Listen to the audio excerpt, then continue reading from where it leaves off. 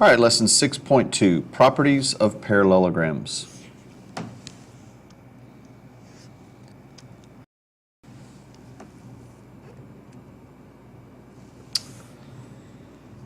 A parallelogram is a quadrilateral with both pairs of opposite sides parallel. In a quadrilateral, opposite sides do not share a vertex and opposite angles do not share a side.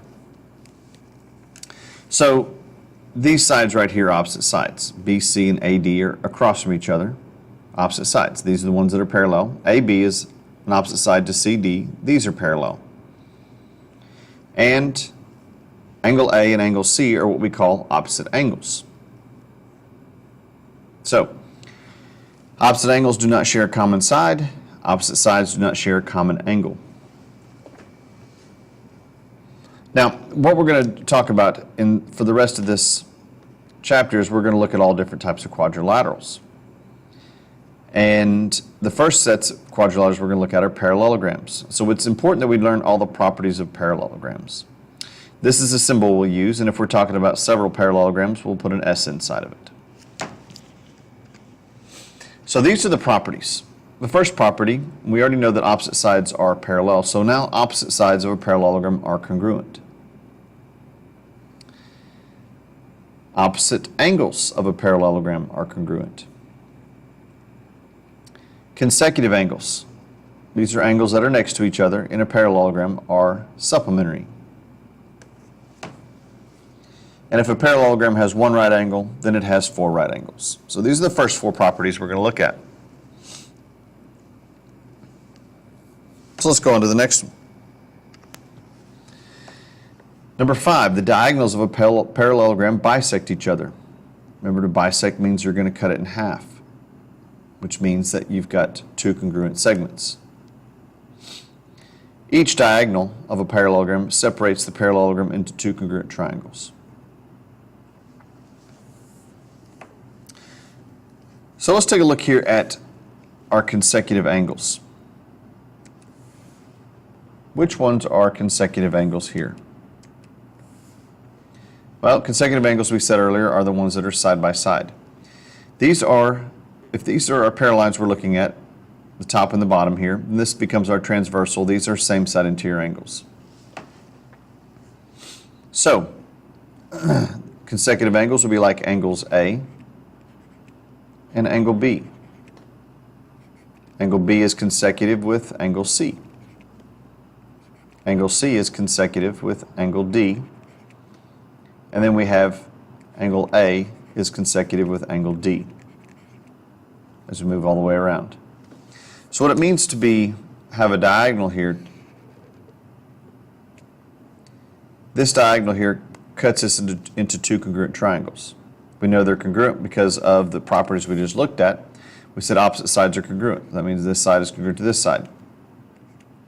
And this side is congruent to this side. So that's our second side. By the reflexive property, we know the third side is congruent to itself. So these two triangles are congruent by side, side, side. So this is what it means when if you take the diagonal of a parallelogram, it's going to cut it into two congruent triangles. That means that angle B is going to be congruent to angle D.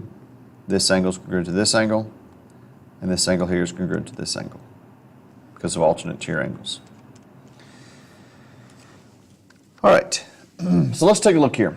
What is the measure of angle R? Well, we're going to look at these using consecutive angles. All consecutive angles in a parallelogram are supplementary. So since these two are next to each other, we would know that angle R can be found by taking 180, because that's what it means to be supplementary, adds up to 180, minus 71, and that will give us our solution, which is 109. So angle R is equal to 109. So let's take this a little bit further here. This is 109. This is a consecutive angle to angle R, which means this has got to be 71 because they have to add up to equal 180, which also falls in line that our opposite angles are congruent. So this is 71, this is 71. This is 109, then angle T is 109. So consecutive angles, remember that they are same side interior angles, so they are supplementary. All right, I want you guys to try this one. So pause the video, find the measures of angles 1, 2, and 3. Come back and check your answer when you're done. So as we look here, we can find angle 1 by taking 180 minus 79 to give us 101. So that means angle 1 and 3 are both going to be 101, opposite angles, also supplementary with their consecutive angles with 79. And that means 72, or angle 2 would be 79 as well because of opposite angles being congruent.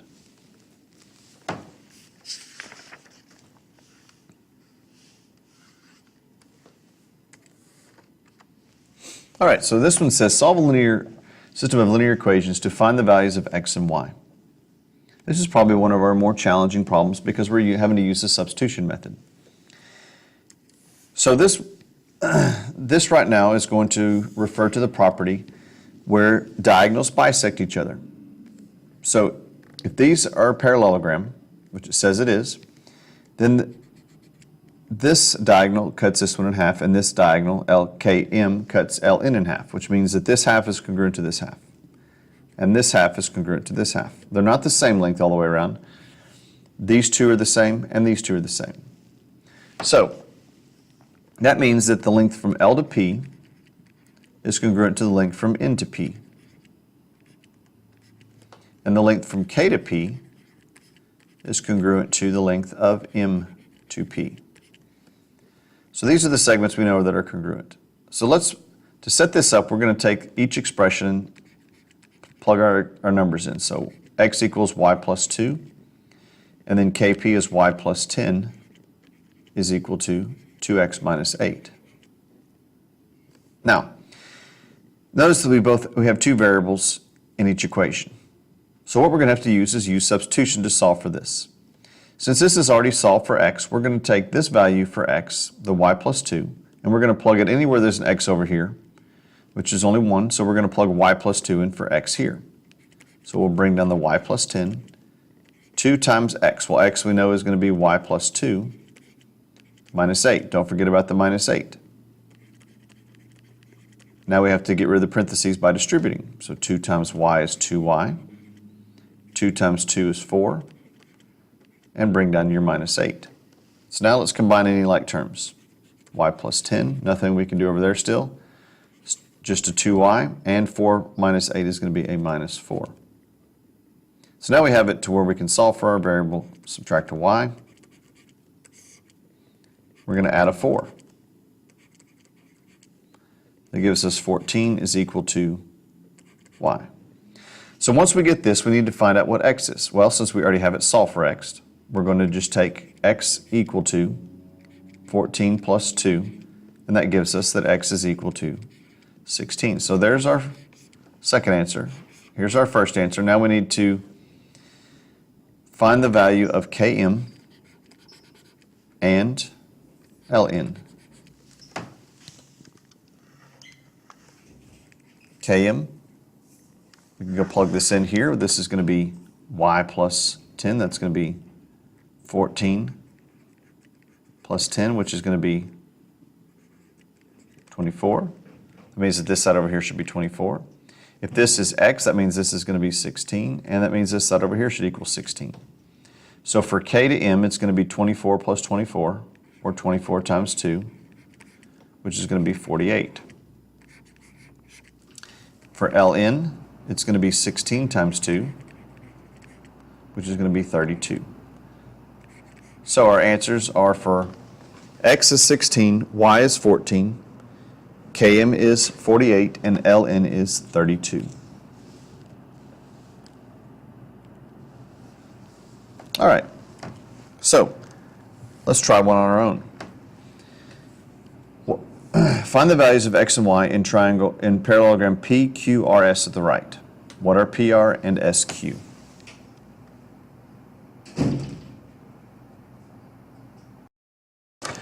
All right. Once again, we know that the length from P to T is the same as R to T, and S to T is congruent to Q to T. So we set these expressions up, plug our expression in. We have 3y minus 7 equals 2x, and x plus 1 equals y. Since it's solved for y, anywhere there's a y over here, I'm going to put in x plus 1. So this becomes 3 times x plus 1, which is 3x plus 3. Don't forget about your minus 7, bring that down, equals 2x. 3x minus 4 equals 2x. Bring the 3 to this side, even though it makes it negative because we don't want to leave a 0 over here. It gives us negative x equals negative 4, and then change the signs by dividing by negative 1. So we have our value for x. Plug it back in over here. 4 plus 1 is 5, so y value is 5. And then we can go back and plug it into our diagram to get the numbers of our diagonals. This becomes 5, this is 5, which gives us 10. 8 and 8, which gives us 16. All right, so we get another one. This problem right here does not give us a picture. So what the first thing you need to do is you need to draw figure A, B, C, D. Go back and put your expressions in, and then I want you to find the values of your variables. Pause the video, come back and check your answer when you're done. So let's take a look at our two equations. Here's the drawing set up, A, B, C, D. So this time we're not looking at diagonals, we're looking at the opposite sides. These are congruent. So they're parallel and congruent. So now, that means that AB is congruent to CD and BC is congruent to AD, which we wrote over here. Helps us write in our expressions now by plugging everything in the right spot. So this has a 2y equals 5x minus 1. And this is y plus 3 equals 2x plus 4. Notice that we're not solved, none of our equations have been solved for a variable yet, which means we have to do the solving. Now, what we want to do is we want to look for one variable that has a coefficient of 1, which means the number in front of it is 1. So as you look through this, the only one we have here is y. There's nothing in front, which means it's a understood 1. So we're going to solve for y, which means that we need to get y equals. So we need to get rid of this 3, so we're going to subtract 3 to both sides. This leaves us with y equals 2x plus 1. So now we have it solved for y, which means over here we can plug in this expression for y to help solve for x. So we get 2 times 2x plus 1 equals 5x minus 1. So multiply this through here, you get 4x plus 2 equal to 5x minus 1. Test 1, 2. So we'll subtract 4x. We're going to add the 1. This will give us 1x on the right, and we'll get 3 on the left. So now to go find our y value, we'll plug this back in. 2 times 3 plus 1. That gives us 6 plus 1 is 7. So y is equal to 7. So it didn't ask us this time to find the values of each side. We're just finding these numbers. You can always plug it in to double check. This gives us 14. This would give us 15 minus 1, which is 14. This would be 10, and this should end up being 2 times 3 is 6, plus 4 is 10. So the opposite sides are in fact congruent. All right, so let's now move on from this. Take a look at this. Find the values of x and y. So let's look at the relationship between our x's and y's. So here I see that I have two y values here. And one thing I have to recognize, if this is a parallelogram, which it is, these are consecutive angles which are supplementary. So I can solve for y. I know that y plus 3y is equal to 180. The other equation, I know that because these are opposite angles, I can say that y is equal to 3x. So since there is only a y in this equation, there's no reason to substitute. We can solve for y. So 4y equals 180. Divide by 4. And y is equal to 45. That means that this angle over here is 45 degrees. Now because of opposite angles being congruent, we know that 45 should be equal to 3x. So we're going to plug 45 in here. And now we'll divide by 3. X is equal to 15. So we have y is 45 and x is 15. All right, so let's give you one to try. So let's look at B. We're looking for angles 1, 2, and 3. This is a parallelogram, so use your properties of a parallelogram to figure out what the measure of angles 1, 2, and 3 are. Now, I do want to point out that this angle right here is 37, and this angle right here is 63. So pause the video now, check your answer when you're done. All right, so one thing we're going to notice here is that this angle and this angle are alternate tier angles for parallel lines, because remember these are our parallel lines here. So these are alternate tier angles that should be congruent. So this is 37, so this is 37. Now, to find angle 2, we can use the exterior angle theorem. This is an exterior angle because it forms a linear pair with this interior angle. And that means it's equal to the sum of 37 plus angle 2. So you can take 63 equal to 37 plus 2. So we're going to subtract 37. That's going to give us 26 is equal to angle 2. Now you could have also found that this is 117. Add all these up. 117 plus 37, subtract it from 180, and that gives us angle 2. So a couple ways to do that. Exterior angle, remember, is just a shortcut. It's equal to the two remote interior angles, the ones away from it. So that's why we have to subtract from 63. That's how we get 37 for x, 26 and 26 for angle 2 and 3. These are alternate tier angles here, so it makes them congruent.